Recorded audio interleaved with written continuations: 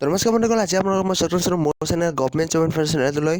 তো আজি মোৰ ভিডিঅ'ৰ টপিক আপোনালোকে থাম্বনেইলত দেখি ইতিমধ্যে গম পাইছে যে আজি মোৰ টপিকটো হৈছে আছাম ইৰিগেশ্যনৰ যে ছেকশ্যন এছিষ্টেণ্ট পদৰ কাৰণে আপোনালোকে এক্সাম দিছিল ফেব্ৰুৱাৰী মাহৰ 1 আৰু 2 তাৰিখে।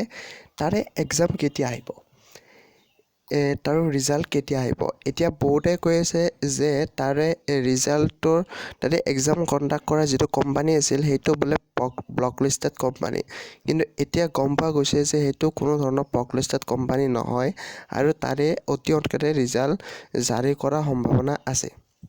ঠিক আছে, তো মই এটা ডেট ধৰি দিছোঁ যে মাৰ্চ মাহৰ 15 তাৰিখৰ পিছত আপোনালোকৰ এইটোৰ ৰিজাল্ট জাৰি কৰা হ'ব।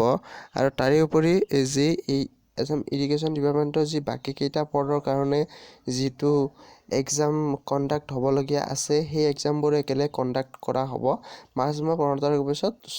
গোটেইখিনি প্ৰচেছ ক্লিয়াৰ কৰা হ'ব। আপোনালোকে টেনশ্যন ল'ব লগা নাই। যদিও এইটো চাকৰিত বহুতো কেলেংকাৰী পইচা চলিছে, 7 লাখ 8 লাখ 9 লাখ চলিছে, বহুত কিবাকিবি পইচা। তথাপিতো যদি আপোনালোকৰ যদি নম্বৰ ভাল আছে তেতিয়াহ'লে আপোনালোকে ৰিজাল্ট দিয়াৰ পিছত কিবা এটা হ'ব পাৰে। সেইটো এটা মষ্ট ইম্পৰ্টেণ্ট কুৱেশ্যন।